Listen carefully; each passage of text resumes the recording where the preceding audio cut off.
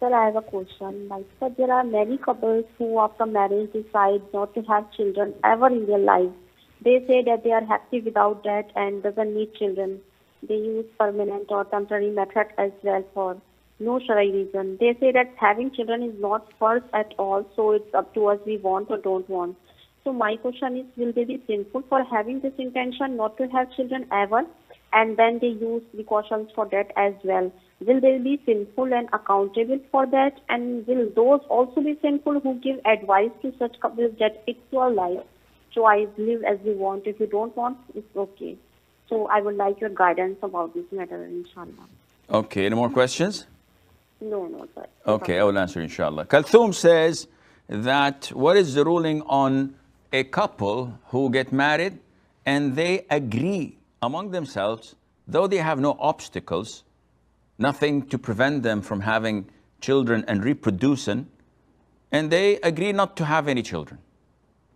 They have justifications that it's difficult, we don't want to, whatever. So what's the ruling on that? And what's the ruling on people who advise them of such things? First of all, to agree not to have children goes against the reason of getting married. Getting married is not only for sexual pleasure, but rather to also reproduce. And this is why Allah made marriage for humans, so that they can reproduce and have children and life would go on. The Prophet ﷺ said, marry the woman who is kind, who is productive or fertile, because I will boast with my followers and ummah on the day of judgment among the other prophets and messengers that I have the biggest followers. So the Prophet is telling us to marry a woman that can give birth to children and she's fertile. One would say, how would I know, Sheikh? Take her for a test drive? Ha ha ha. No, this is not what is meant. The scholars say that you know if a woman is most likely to be fertile by her sisters, by her family.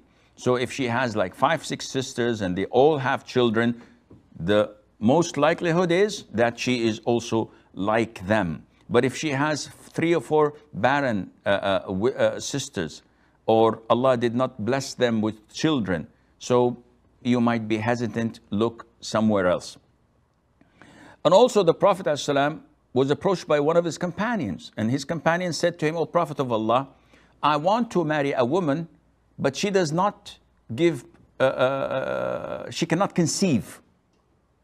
Most likely she got married once or twice before and she failed to conceive. And this is not within her reach.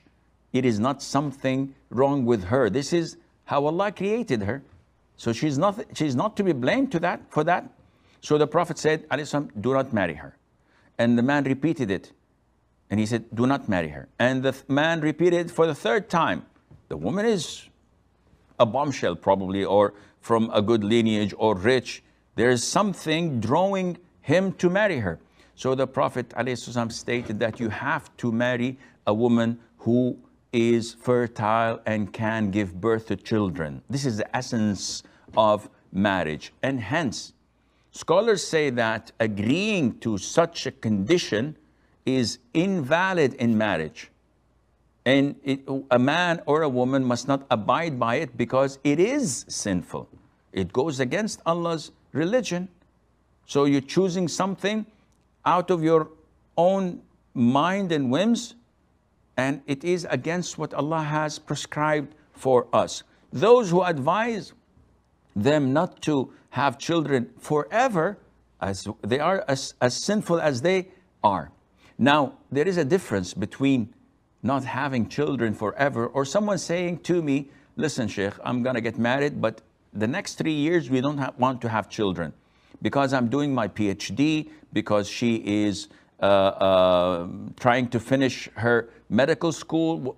There is a reason, a legitimate reason, but to come and say, I don't want to have children at all. And this happens to a lot of the men who wants to marry a second wife.